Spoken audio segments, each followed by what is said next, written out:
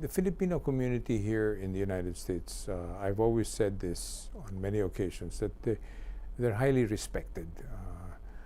For every time I have a meeting with, especially with U.S. congressmen and U.S. senators where they have a large Filipino community, even if we are, I wouldn't say arguing, but we're talking about very special, very important issues, we end up always talking about the Filipino community and how happy and very proud they are of the Filipino-American communities that they have in their districts. So that gives you an indication of how the Filipinos are viewed here in the United States. And of course, needless to say, during the pandemic, we played a significant role. Many of our health workers played a significant role here in the United States. So generally, I would say that we are one of the most highly respected ethnic groups here in the United States. Well, we have about 4.3 million Filipinos. The impact, I wouldn't be able to tell you in dollars and cents, but I can tell you that, again, whenever we talk about Filipino Americans or Filipinos working here in the United States, they always tell me they are hardworking, good people. Every time I hear that, talagang nakakatabang ng puso yan dahil talagang they really, and you can see that they really mean this, that it's not they're telling me just because I happen to be the ambassador, but they even give you details on where they were able to interact with some of these Filipino workers that have been here, or they work in some of their companies, and they really are very, very appreciative of the hard work that many Filipinos do here in the United States. That is the kind of impact they have in the economy.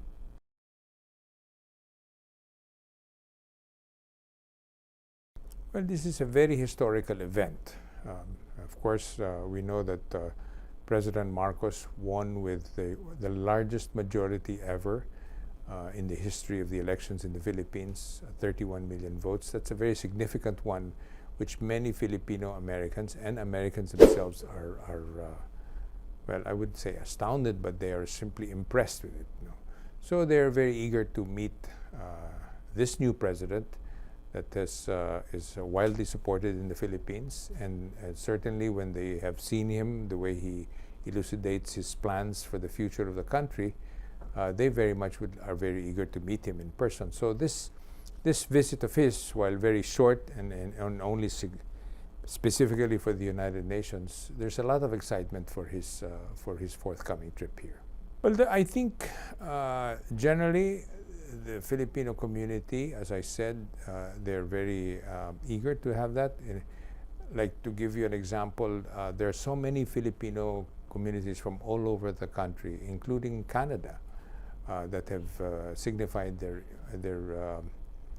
intention and their request to be able to meet the president. So our Consul General, or the Consulate General here in New York, is organizing a group of people that will be able to meet and greet the president. So we're hopeful that that event will be a very successful one.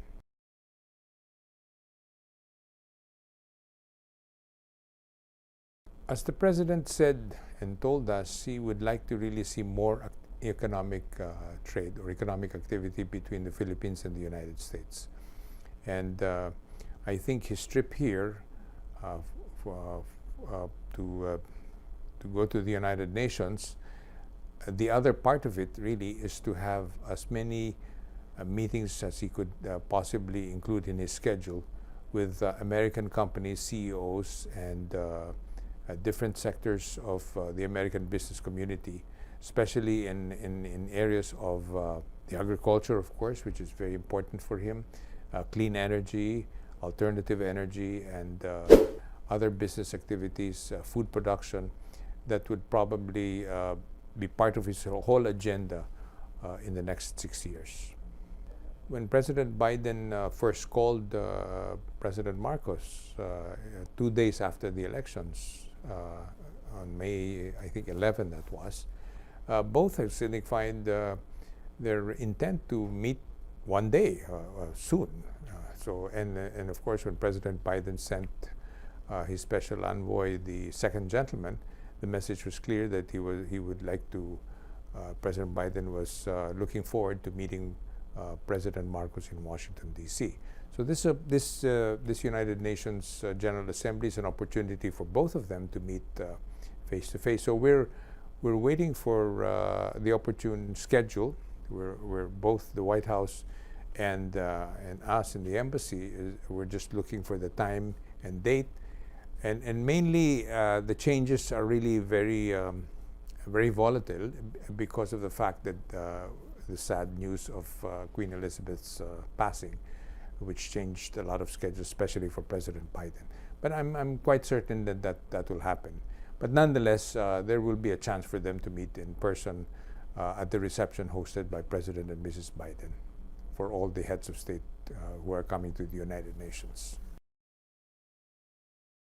President Marcos has always looked at overseas workers as modern-day heroes, like we've always looked at them.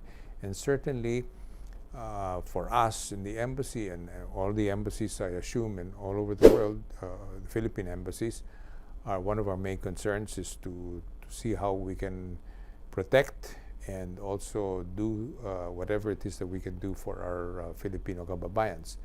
As you know, the President promised the Secretary Tuts Ople, who's now the Secretary of the Migrant Workers, that will be up and running, he says, by next year.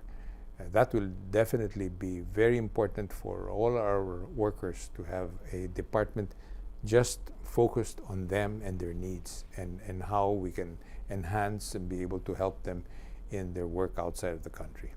A lot of it is to look at more economic opportunities for both the United States and the Philippines. As I said, one of them is clean energy. You know, climate change is a very important issue that the President, I'm sure, will mention it during his speech at the United Nations. So to add to that is to have companies that are involved in clean energy, for instance, and alternative energy here in the United States, to find ways and means to be able to come and perhaps have a joint venture with our local companies. That's why he has invited several companies, big companies from the Philippines, their CEOs, to join him on this trip to be able to connect them. And this has been very effective. Almost all presidents have done this, but more so with President Marcos now, because he sees really the economy as the way to move the country forward. He wants to see more people that will prosper in the country in the future. We're very grateful that the President is coming, and it will be an opportunity for him to be able to sort of like raise the flag and show that the Philippines is here and we're ready to play a part in global peace and prosperity.